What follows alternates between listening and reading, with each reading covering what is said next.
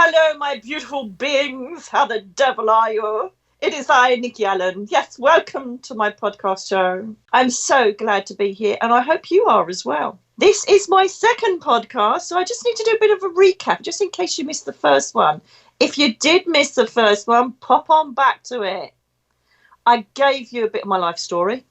I'm a psychic medium, angel communicator, author, and all manner of things to do with what goes on out of this world. Sounds a bit convoluted, doesn't it? Out of this world. Yes, I'm out of this world. I'm here basically to bring you everything you could possibly know about the esoteric, about the celestial realms, heaven, angels, spiritual, paranormal, you name it. That's what I'm going to be here for. In future shows, we're going to be having guests as well. But at the moment, you've got little old me, just imparting some of my knowledge to you to help you enjoy your life a bit easier down here. Now, last podcast, we touched on incarnation, what we're doing here, is there a heaven? So have a little pop back if you want to listen to that. And we ended on me talking about what happens when we die. Now, if you don't know me, I'm going to tell you now that I'm not a fluffy, yeah, man, there's a tree to hug. Actually, I do hug trees. I'm not going to lie, I do hug trees. But I don't believe everything is fluffy and spiritual unless I have proof. So everything that I'm going to share with you on every single show is something that I've seen and then had backup signs, synchronicities to solid it up, to make it absolutely true and right. I will share nothing with you that I don't really know about or a bit dodgy on. I can categorically assure you that I don't read up on anything at all. Every single thing, which you'll know about in a minute when I start talking about what happens when we die, is brought to me. And then I think, wow, is that real? And then I Google it. That's how I know it's real. Because some other person's experienced it, or, you know, it's just like when, you know, my first archangel come and saw me. Well, not the first one that I'd never heard of. And I was like, he goes, I'm Ragu. I went, that's nice. Never heard of it. It's not an angel name. Load the pants. It's not happening. And what I didn't realise was I was really, really drawn to pale blue. I had to have pale blue in my bedroom at the time. It was really weird. And I found this angel with a pale blue ribbon on it on the floor. And I've never bought it. God knows where it came from. And then this is a bit of a spoiler, actually, from one of my books. And it was during my 5-year in bed with ME and fibro, which is chronic fatigue syndrome and fibromyalgia. And I'm like, massive debt problems. I'd lost my home, lost my holiday home. My partner at the time had stolen thousands and thousands of me. And I had bailiffs knocking on my door. And then this voice says, I'm Raguel. I'm like, oh, really? That's nice. this being from another dimension's coming. I'm like, that's nice. Off you trot, mate. I've never heard of you. I'm here to help you with your money problems. I'm like, you wouldn't do that. I'm not that special. And then, cut a very long story short, after he'd done his little being, like, you get on the phones, communicate with these people that desire your money and all this. I Googled the name Raguel, and he was the archangel of harmony and balance, and would help you bring balance back to monetary, material problems, legal issues, relationships. I'm like, oh, and he worked on the pale blue ray. I'm like, oh my God, I just couldn't believe it. And I'd found the angel with the pale blue ribbon on it. And I thought, oh, he does exist then. This is good. So that's kind of how I rock, ladies and gents. I rock in the, I don't know anything. I don't read it. I don't study it. I wait for them to tell me, and then I back it up after. So that's how I rock and roll. So let's talk about what I ended on, which was my uncle. I say my uncle, they're not blood. They were very close friends of my mum. And, you know, in those days, I don't know if it happens nowadays, but those days, you know, very close family members. In those days, I say I'm 52. I know I don't sound it, do I? I sound amazing. I sound so young and vibrant. But back in those days, you know, close family members, close friends were known as auntie and uncle, so it kind of stuck. So my uncle Ron had passed in Spain. My auntie was absolutely beside herself. She'd spent so long looking after him because he had various health issues, including a stroke, and was immobile. And she, I just want to know where he is. I just want to know where he is. And I'm going to wind you back a few years now. I'm going to wind you back into the depths of time. When I first started working as a psychic medium, remember, I didn't study, I didn't learn anything, I just learned from my family. You know, we had like teapots with tea leaves in, and we were doing tea leaf readings and tarot cards on the table. And my granddad talking to people that weren't even there. And he literally had to touch people to see if they were spirit or not. He had no clue if they were alive or not. He had to touch them to see if his finger would go through them. My nanny's going, Fred, you're talking to a dead. And they're going, oh, am I? Oh, dear. Oh, love a duck. That's what he used to say, bless him. He was absolutely the Yoda of the spirit world. He was such an incredible medium. In fact, all my family are mediums, psychics, healers. My sister, my brother, my aunties, uncles, all of them are dad's side predominantly.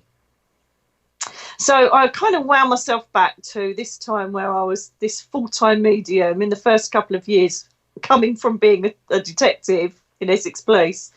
And I didn't really know a lot about it. I wasn't really interested. I really didn't want to do this. I did not want to be a psychic medium. It's like a busman's holiday because all my family did it anyway.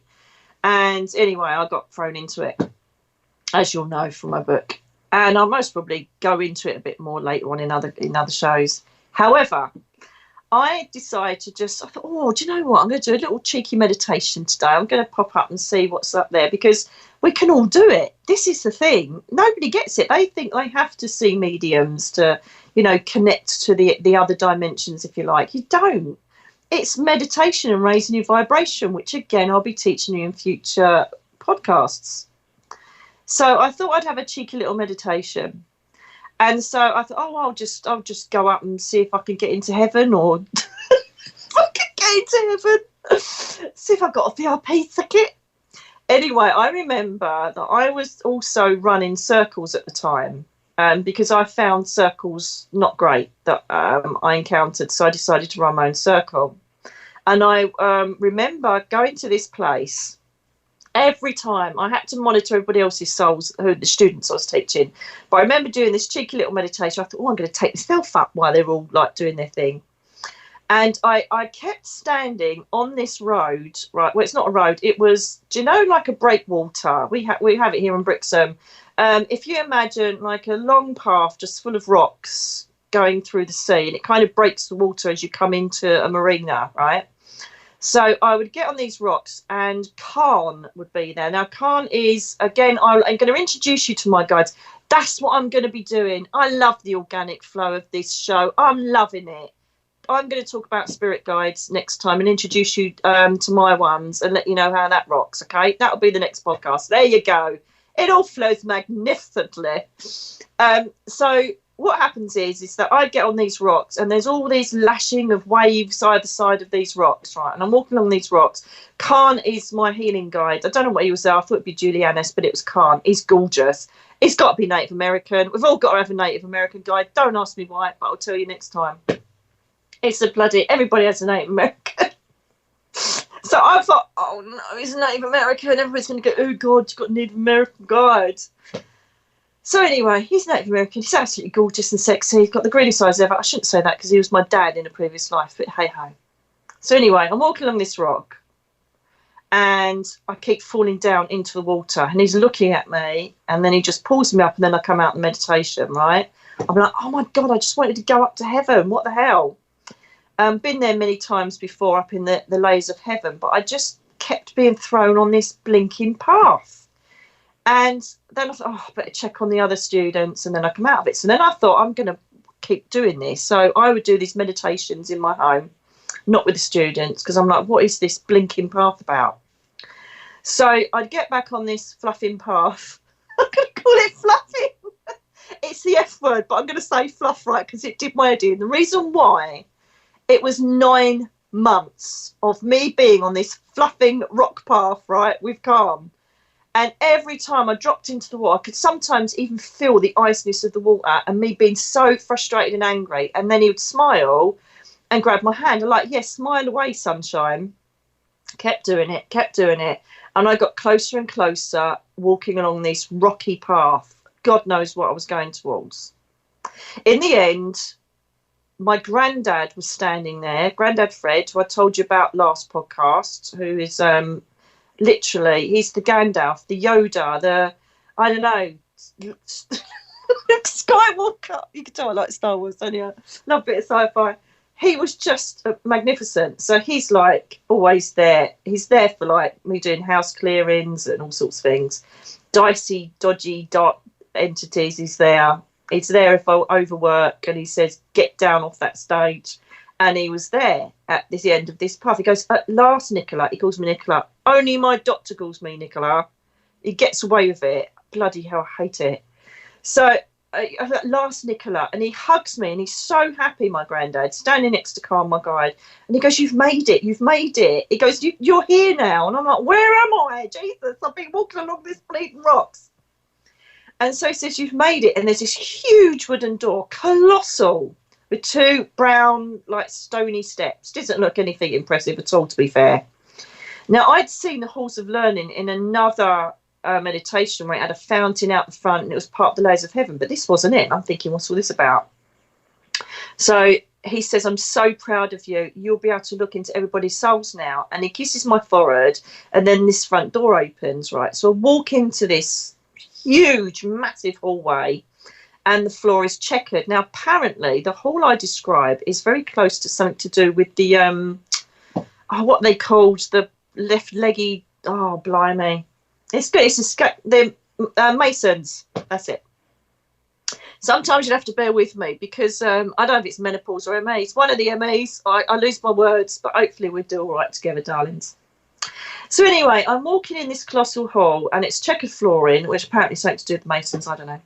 And I look on the wall, and already my sceptical mind, right, is saying, note everything, note everything. You're going to Google it later. You're going to Google it later, right? So I look up, and there's Harold Truman. Don't have a go at me, US citizens. I'm sorry. I really don't do politics. I don't know anything about politics. I'm not interested. I hate all politicians. I think they're all liars, and they're just there for money and control. And I just didn't know who Harold Truman was, right? So I thought, right, note that, because that's going to be a name that we can Google to prove this. So I walk along, and then this huge, massive statue of two humans, a male and a female, which shall I tell you now? I'll tell you later. So it's like this huge male and female, right? So walk past this fountain, there's another door. And as I walk to the door, it naturally opens by itself, right? And I walk into what I can only describe as, oh my God, I'm going to show you how sad Harry Potter person I am. I'm not sad, I love Harry Potter. But do you know Dumbledore's office? It's very much like that. It was huge, full of all sorts of books and God knows what in there. Just lines and lines of books and ornaments and weird stuff from all different places. And at the end of this huge, colossal, marble type hallway entrance, if you like, right at the end of this office, it's a huge stone desk, and there's a man that looks a bit like Dumbledore, to be fair, without the long beard, got these little half moon glasses on, white hair, and he's writing with a feather quill into this huge book with gold gilt on the edge of the pages, right? And I'm like, what the hell is this? So I walk up to him, and he looks over his half moon glasses, and he literally points as if for me to sit. So I sit, and he goes, we're glad you're here, Nicola. And I'm like, right, okay. So he turns the book towards me, and there's all this weird symbology in it, and he hands me the pen, and he said, for you to see the souls, you must sign this book. Immediately, I'll never forget it, I thought, oh my God, I'm signing my soul away. It's true. This is like the devil pretending to be someone else, right? There was just this human ego thing that kicked in for a little while. And then I heard my granddad say, concentrate, Nicola. Right, so I thought, oh my God, okay, all right. So I thought, that can't be. This isn't, I'm safe. I always have been, you know. So he looks at me like expectantly, and I just feel myself pick this quill up, and it starts writing on this page in this weird symbology. I've got no clue what it is, and it's in gold, and I can see all the gold leaf around the book. And then I saw in my mind Akashic, right? And I thought, right, I've got no clue what that means. So then I signed whatever I signed. I've got no clue because I had no clue what it said. And he said, you are now welcome. You now can browse our library, and you've got the, ability to see the souls that you need. So I'm like, right. So turns the book around, and then he just kind of ignores me. He's like really friendly, but he kind of ignores me.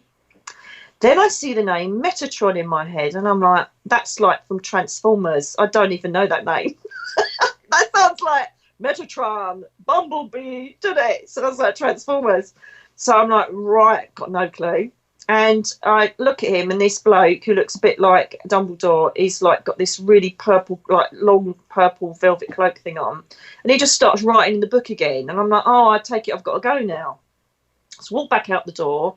And then it transforms into, as I go out the door, I'm then standing back on the rocky path, and there's a well right to my left, and my granddad's there. And he goes, oh, my God, I'm so excited. He goes, you've always been able to do this, but now you've signed it. And I said, I still don't get what you mean. He goes, you can see whatever soul you want to. He goes, come with me. So I sat by this well, and it was like a translucent water. Again, I'll talk about this in another podcast. Because that water is very important. It's kind of like the fountain of youth.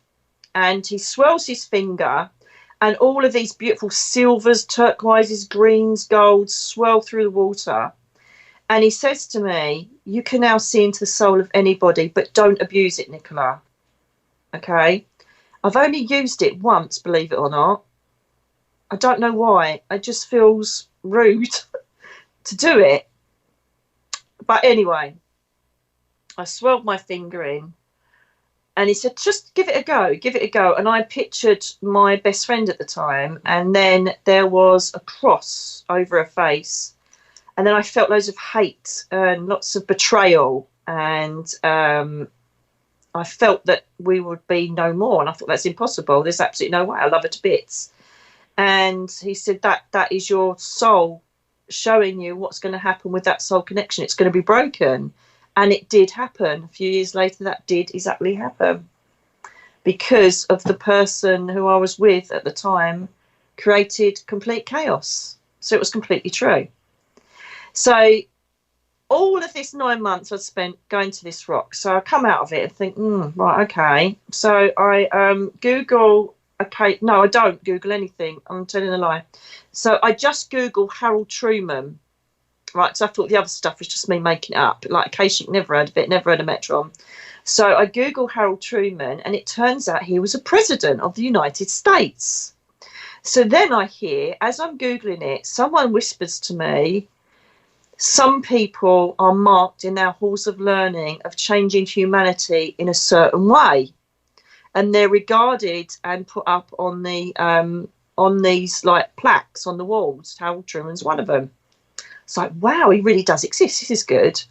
And then I kind of was so busy, going to my shows and touring, doing my theatre tours and workshops and seminars. I really didn't have much time to investigate anymore. I was just happy that I'd found Harold Truman. So then it wasn't until a couple of months later I thought, I'm going to start writing a book. And that book, most of it has gone into the rise and fall of Britain's best psychic medium. But it was left for a very long time. But I actually started the beginnings of it there. And some of it will be going into my new book, What Happens When We Die. And I started writing it. And my friend Ian at the time, he knew everything. He was like he loved spirituality. He loved everything to do with it. So he knew all of the, the more literal stuff. He read up on things, all the rest of it. And philosophy he adored. So I said, I'm just writing about when my granddad takes me to this well. And he goes, right. I said, do you know what? I've never actually backed it up and had a look at it. He goes, well, what happened? He looked at me, he stopped the car and turned to me and goes, are you joking me? So no, he goes, oh my God, Nick. He goes, do you not learn or study anything? I went, no, I just literally go with the flow. And he said, did you sign with a gold quill in that room? I went, yeah. And he goes, oh my God. He goes, well, did you not understand what you were writing? So no, it's simple. He goes, it was Aramaic. I went, was it? And he goes, it was the Akashic Records. I went, oh, yeah, it said that. I saw that in my head. He went, are you joking me? And he goes, to Metro. And I went, oh, yeah, Yeah, he was there. Working on this purple ray. I said, yeah, he was in a purple dress or something, because he works on the purple ray. He's the scribe of God, Nick. He's the scribe of God. And you've signed the Book of Souls. That means you've got access to the Akashic Records, which is basically every historical soul that's ever been on the planet you've got access to. He went, oh my God, I just can't believe it. Why haven't I got this? It goes, it's been given to you. It's not fair. He's laughing. And I went, oh my God, really? I said, what's a translucent water? He said, they're the waters of the fountain of life. He goes, you must find out about that later as well. I said it sarcastically, but I did. And he said, oh my God, what did you do then? I said, I looked into my friend and I mentioned her. And he went, oh, that, and we were obviously besties then. And obviously it transpired. He goes, I just can't believe it. It means you can go into the halls of learning, you can access the Akashic Records, and that's amazing. I went, oh, that's nice. Hello, my darlings. Your wish is my command, and most of your wishes come out in fruition at my shop at nickyalan.co.uk. I think about what you may need to help your spiritual development. So I have a 10-hour tarot course for you, QR tarot cards, where you can just ding the back of those cards and get the definitions. I have a multitude of guided meditations to help you get up to the different frequencies, whether it's the angel realms or it's heaven, or you even want to visit a pet. I also have got some wonderful books there that I really hope you'll enjoy. And there's much more, so just go on over and have a look. And please, if you're enjoying these podcasts, it would be really gorgeous if you could leave us a wonderful review, just to let us know that you're enjoying the content. So now wind us back to my uncle passing. And I thought, I'm going to have a little cheeky look in that well and see where he is. It was one of the most groundbreaking, life-changing moments ever, because me deciding to try and bring comfort to my Auntie Pat, I actually did find out what happens when we die, and it was mind-blowing. So here we go. How it ended with my uncle,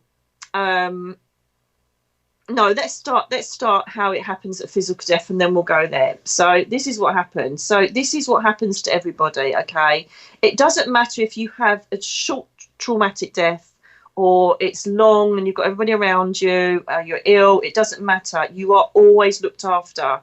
You have a life plan, which we discussed, didn't we, in the last podcast with the soul clusters. You have a life plan. I'll go into that a lot more when I talk about our guides in the next podcast, okay? So what happens is you are about to die.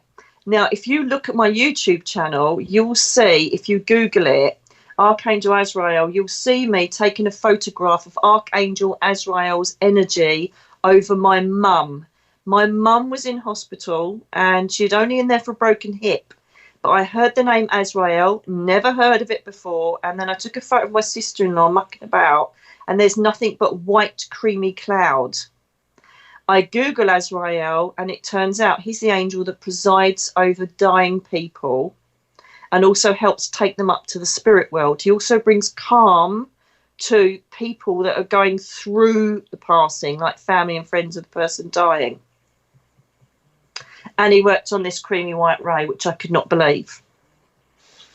So I knew that he was real. And I thought, well, how can my mum be dying? She's only broke a hip. And within 6 weeks, she passed. Long story, which again is in my book. So this then leads me on to Azrael. So Azrael is presiding around my Uncle Ron. And he's also bringing calm and giving. Do you know how you get that energy just to get through it? And people say, oh, it's shock or whatever. But Azrael brings this ability for you to just get through robotically just before passing and after. As part of his job for us, right? Azrael, Azrael, right? So he was there. I also started to see vague figures standing behind him, which were family members belonging to Ron. And when I explained the family names to my Auntie Patrick, oh my God, that's his mum-in-law, blah, blah, blah, whatever. My mum, you know, so she identified all the names that I said about. So the physical body, if it's, again, we're going to go into murder victims in another podcast, okay? But because I know you're all going to ask these questions, but I will be covering them. So basically, The soul is totally aware. No matter what's happening with the physical body, the soul is knowing it's about to depart because it sees its loved ones, from up in heaven. Azrael is, don't worry, everything's okay, I've got you. He's the most loving, calmest presence I've ever felt. Very cold, fresh, breezy energy when I first encountered him by my mum's side in the hospital. So he then embraces the soul, and just for comfort, you will see, and this is what's called the death stare, which I've shown on TikTok and YouTube videos, the death stare of people seeing, sometimes physically seeing and going, oh, there's my mum, or mentioning their name or crying out their name. It's because they're actually there to take you up. So you've got familiar faces, because you're going into the unknown at the end of the day. And no matter how much of a belief system you have, right at the end when you know you're going, it's like, oh my God, please let it be real. And bang, then it is. But just that little bit, that's why Azrael brings in images, and we have the visitations of some of your friends or even pets. I've heard lots of people mention, that their dad said, oh, hello, and was talking about a dog, or even stroking a dog. So then what happens is Azrael takes us up to the spirit world, into a different frequency. Our soul is taken up. The physical body is just left. It is the meat suit that we've used, like I said last time, the analogy of the scuba diving. That kit is no longer needed.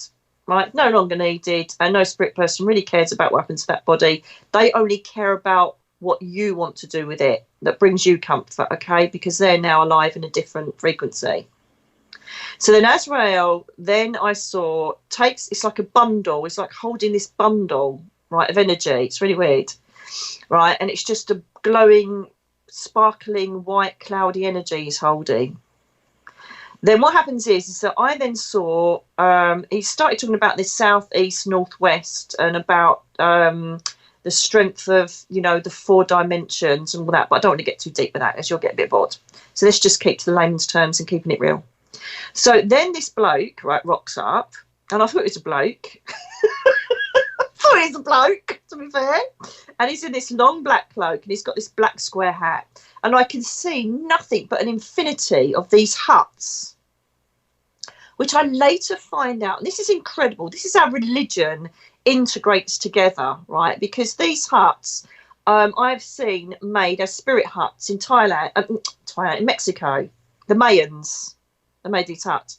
And then I've seen similar ones that they create in Thailand. So when you start going up there and seeing all of this stuff, religion has got nothing to do with it, because it all merges into one. They're just different names and different references, as far as I can see. I remember doing a reading in Turkey, and I started talking about archangels, and they were exactly the same as ours, just a different name. I could see it, I could feel it. Religion's got a lot to answer for, but again, I think that's for another time, another place. But it's weird, because someone recently commented and said, oh, well, this is a Christian concept you're talking about, these archangels. I said, no, it's not. I'm absolutely not a Christian. It's just what I've been shown, and that's how it is. So this man in black, turns out his name is Jeremiah. Later on when I Google it, Archangel Jeremiah is the archangel. So this is almost like going into Egyptian times, like the, the god of the underworld and all that kind of stuff. He's got the same kind of title, if you like. He receives souls and does the life review for the soul. So if you ever watch, near-death experiences, on social media or on programs on the TV, every single person, to my delight, says, oh, I then had a life review. And this is all about, which I'll talk about in the next podcast, this is all about you reviewing what you did to your life plan, what you adhered to, what you were supposed to do, what you didn't do, what you failed at, blah, blah, blah. Okay? And so he came in that image to my uncle in this black cloak and this black hat for some reason. I later learned that his image can change to suit the person's belief systems on the earth plane. Incredibly, he can change his image. So, for instance, if you think you're going to meet Allah, you'll see an image of Allah.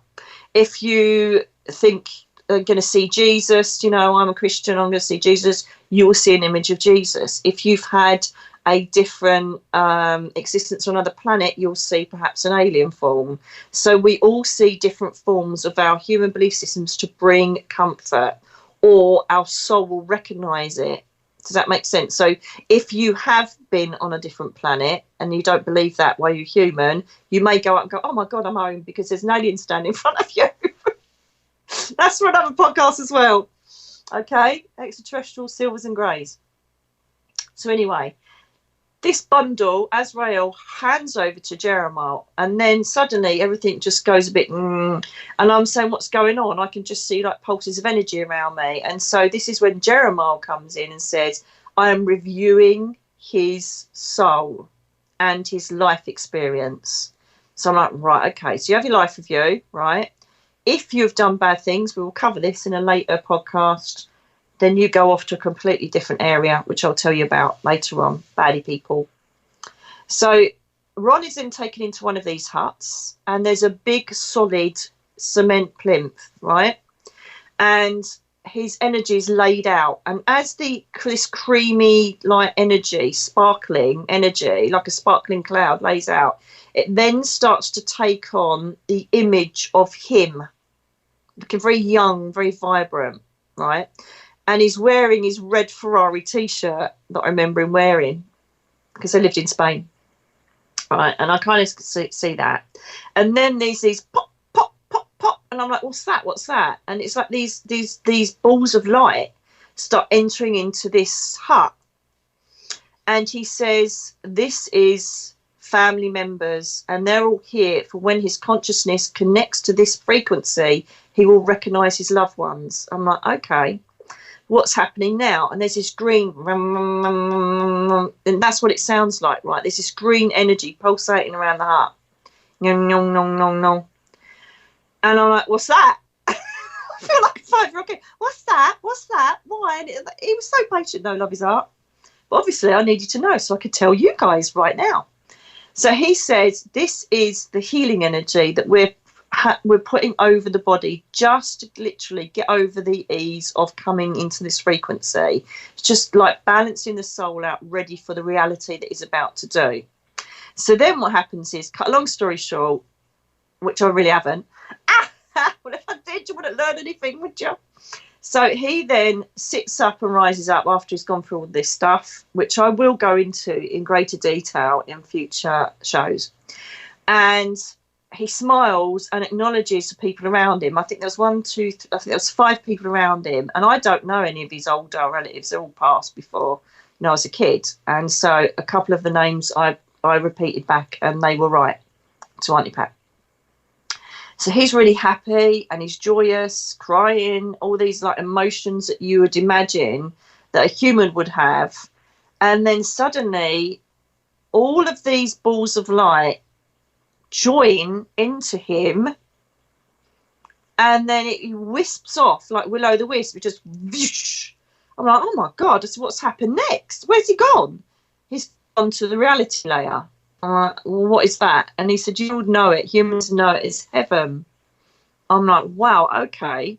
So the thing is that all of this is frequency, energy, and layers of like different dimensions, right? So they have to give it to me in like, so I can explain it to you. So it's not all solid and physical. It's images so that we can try and understand frequency and energy more. Does that make sense?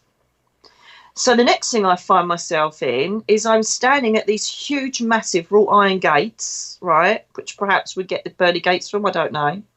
And the gates open and I walk through and there's just light. It's just like a normal street. Vibrant trees. The colour I can't describe to you. It is the most vibrant 5D image I've ever seen in my life. It is just like walking through a rainbow. It is just amazing. There was like sun on my shoulders. I could hear birds, bees, see dragonflies, and people were just going around acknowledging me and looking at me. It was just like a normal street. I'm like, oh my God, I thought heaven was just going to be woohoo. There's just a normal street with people there. And I found myself turning right, walking into this road. It was like a cul-de-sac. And I walked into this house completely by intuition, I suppose. I don't know. I just walked into this house. And this lady who identified perfectly with Pat said he's out the back. And he created a reality. And his reality was a bar we used to go to in Spain that he was a regular at, and he was sitting there with a pint, with his shorts on and his red Ferrari t-shirt. And he went, "Hello, darling, I'm up here and I'm loving it." And he didn't mean that he didn't miss anybody from down here. He meant he was out of pain. He was out of his body that imprisoned him, and he was creating his own reality. And his first thing that he did was go for a pint and wear his red Ferrari t-shirt. So when I phoned Auntie Pat the following day to tell her all of this, so excited, before I even got it out of my mouth, she goes, "I dreamt of Ron last night. He was sitting down the bar with his red t-shirt on." Oh my God, can you imagine the synchronicity? How wonderful was that? So I thought, wow, this is incredible. So he was basically sport rotten by his mum, who was a very difficult lady, I understand, from down here. But he had all the ladies walking around. He'd created Spain in his reality, in the back of this house.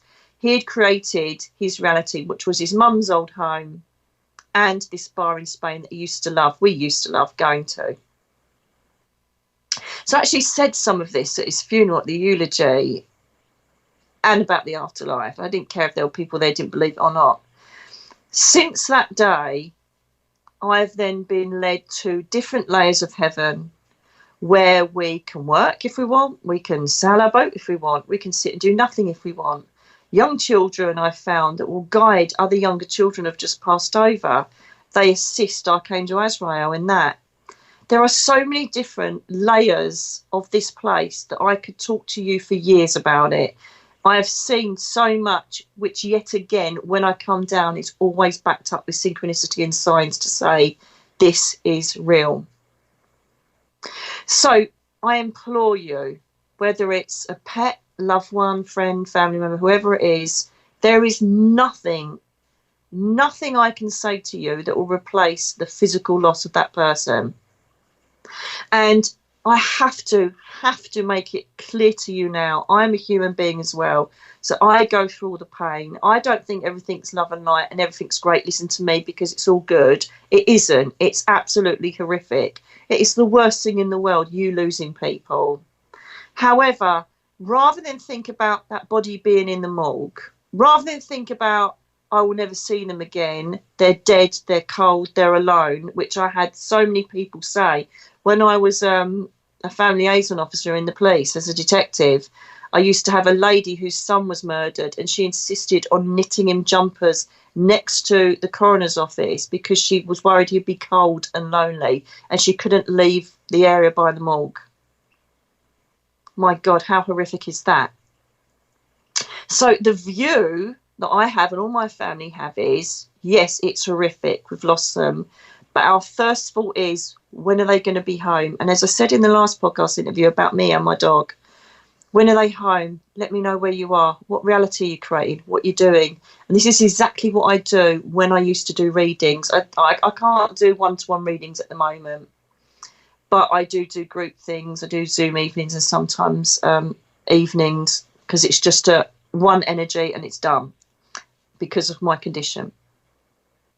One of the things that I always say is, if I can give you that extra thing, that extra visualization of you thinking, I wonder if they're with Aunt Anne, I wonder if they've got the dog up there, and then you get a medium say to you, oh, there's a dog called Rex up there and they're with Auntie Anne, you're like, oh my God, there really is that reality. Does that make sense? So when they go up to heaven, whatever they love to do, they will do. If they love to dance, they will dance. If they had no legs, they will have legs again, because they aren't physical anymore. They are spiritual being. The only way to describe it is, I'll never forget this, darling Michelle that used to do my nails many moons ago, and I was talking about this because this had just happened, and I said, oh my God, I've been taken up to the reality layer. And after that, I was like blinking, I was like a drug addict. I was up there every time I could to just experience being in heaven and report back what I was finding. And then they'll take me to different areas, the cherubim chamber, the archangel chamber, the chamber of gods, as we call him, her, whatever you want to call him. And so I explored heaven deeply and intrinsically. It was surrounded by this huge crystal palace. And again, Ian, bless his heart, my old friend, when I said, oh, I've been to this place, it's like a Crystal Palace. She went, oh my God, you've been to the Crystal Palace. I went, oh, is that a thing? Yes, it is, Nicky. Oh my God, yes, it is. He was so frustrated because I just walk into these things and he was trying desperately to get to them himself. That's why I've done the guided meditations for you on my website and on YouTube, because I want you to experience it for yourself, because you can. And what I will say is it's like things like people say to me, well, you can't eat up there. What are you talking about? You know, my mum's eating cheese.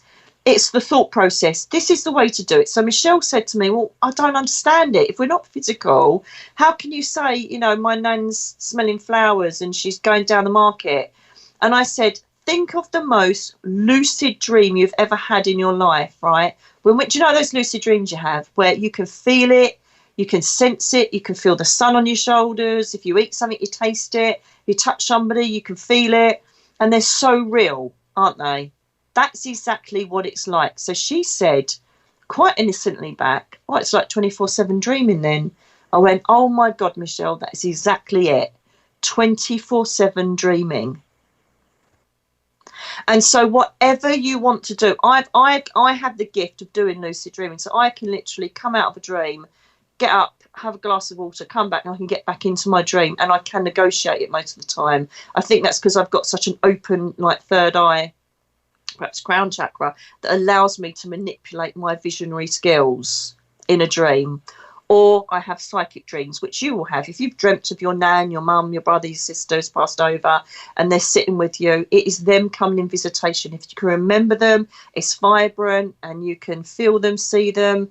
And it's even better when they give you a message for the future and it comes true, then you know it's real as well, which I've had hundreds of times. So it's true. It's real.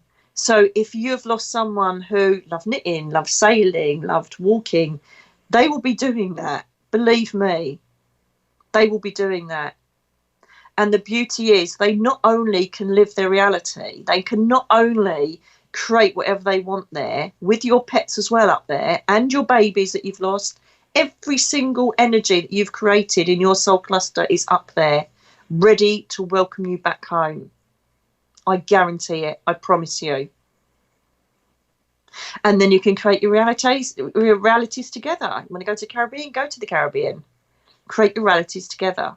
And the reason I knew this is because I remember doing a show in Romford in Essex, and I connected with this man. I said, I've got this man, forgive me if it's the wrong name if you're listening, Derek. And I said, and all I can see is he's totally chuffed. He's got his Aran jumper on. He's on his sailboat and he's sailing. And he's so chuffed. And his wife put her hand up and goes, oh my God, that's my name. That's my husband, Derek. She goes, I think he loved his sailboat more than me. And so his reality was he was sailing. And I just said to her, I hope he gets off that boat when you get up there. She goes, so do I.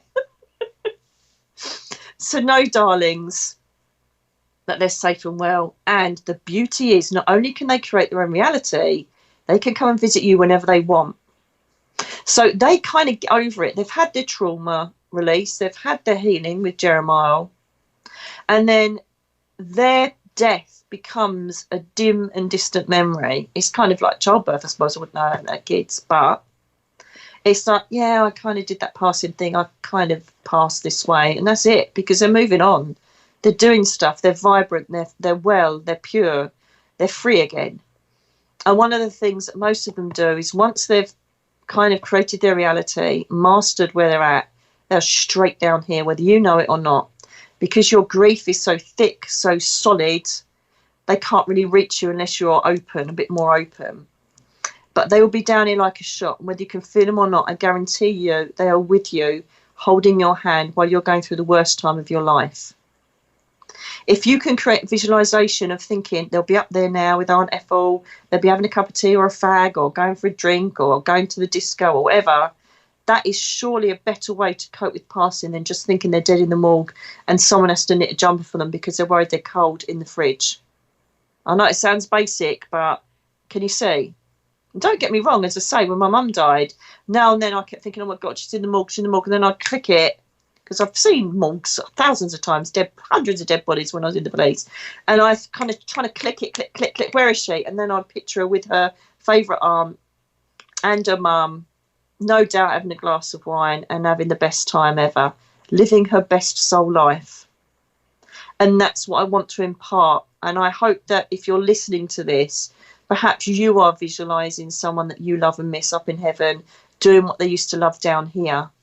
And if not, they're standing right by you. They could be kissing you, they could be touching your hair, they could be embracing you. And even if you don't know it's happening.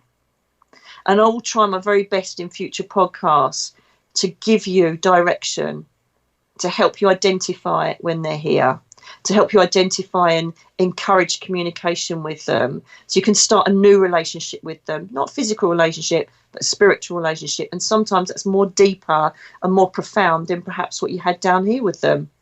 That's the beauty of heaven. That's the beauty of a soul passing. They're suddenly full of all of their full knowledge of their whole existence. And they come with intelligence, comfort, love, and the whole knowledge of the universe to help you get through your path. Wonderful, isn't it? What a lovely thing to end on, knowing that we are never going to be left alone. They're always there with us, whether we can feel it or not. But hopefully, as we go along our little journey, you'll be far more open and ready to receive all those beautiful signs from heaven. So, on that beautiful note, I think we'll end it there. Next time, I'm going to talk to you about spirit guides and how they influence us, how they help us, what their job is. And I just want to give you a bit of information on my guides, just to show you how real they are and that they're with us through every step of our human experience. Thank you for listening. I really enjoyed imparting this knowledge, and please let me know if you have as well. And if you know anybody at all that you think would get some comfort from this, please share this on. Until the next time, think good things, create good things, and they will come back to you abound. May the angels bless you every day. Speak to you next time.